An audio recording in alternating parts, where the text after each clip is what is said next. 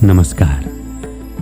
श्रीमद् भगवद गीता महर्षि वेद व्यास जी द्वारा रचित। आइए शुरू करते हैं अध्याय 4, ज्ञान कर्म संन्यास योग। निवेदन बस इतना ही कि खुद को आत्मा यानी कि अर्जुन मान करके ऐसा मानकर चलें कि परमात्मा आप अर्जुन से यानी कि आत्मा से बात कर रहे हैं। श्री कृष्ण बोले, मैंने इस अविनाशी योग को विवस्वान सूर्य से कहा था। सूर्य ने अपने पुत्र वैवस्वत मनु से कहा और मनु ने अपने पुत्र राजा इक्ष्वाकु से कहा। इस प्रकार परंपरा से प्राप्त इस योग को राज ऋषियों ने जाना, किंतु उसके बाद बहुत काल से ये योग पृथ्वी लोक में लुप्त होने लगा। हे अर्जुन, तुम मेरे भक्त और परम सखा हो, इसीलिए ये पुरातन योग आज मैं तुम्हें बता रहा हूं, क्योंकि ये बड़ा ही उत्तम रहस्य है, अर्थात गुप्त रखने योग्य विषय है। इस श्लोक में श्री कृष्ण अपने साकार रूप की नहीं बल्कि उस विराट और निराकार स्वरूप की बात कर रहे हैं कि मैंने ये योग सूर्य से कहा था। इस श्लोक में यह बताया गया है कि जब सृष्टि की रचना हुई तब से ही ये ज्ञान ब्रह्मांड में रच बस गया था।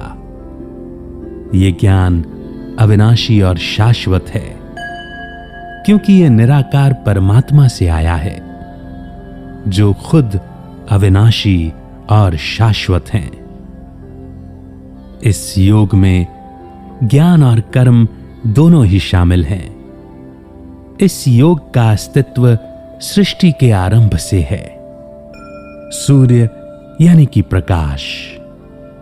जब ज्ञान सूर्य उदय होता है तो अज्ञानता का अंधकार मिट जाता है।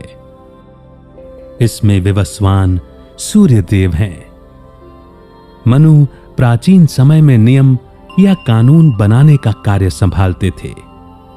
इक्ष्वाकु क्षत्रियों के पूर्वज हैं, जिनका वंश सूर्य देव में जाता है।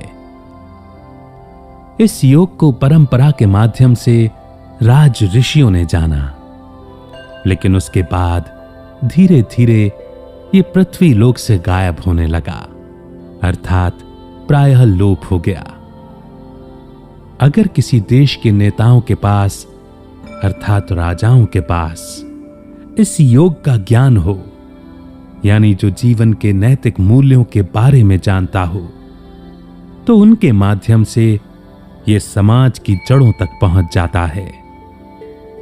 ज्ञान की ये धारा सृष्टि के आरंभ से लगातार बह रही थी, लेकिन स्वार्थी और अधर्मी लोगों के हाथों में पड़कर इस योग की शिक्षाएं खोने लगी। गीता के माध्यम से इसे पुनर्जीवित करना ही भगवान की मंशा है।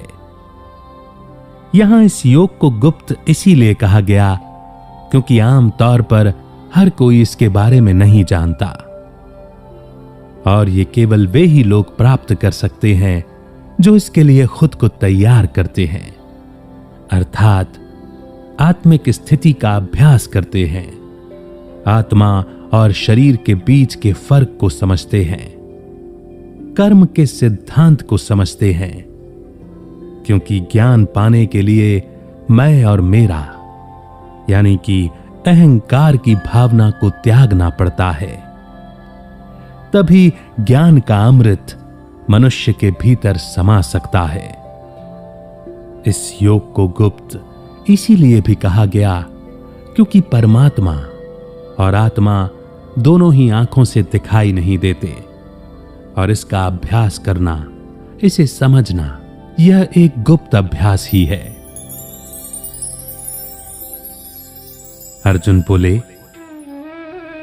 हे माधव, आपका जन्म तो अभी हाल का ही है, और सूर्य का जन्म बहुत पुराना है, अर्थात कल्प के आरंभ में हो चुका था। तब मैं इस बात को कैसे समझूं कि आपने कल्प के आरंभ में सूर्य से यह योग कहा था?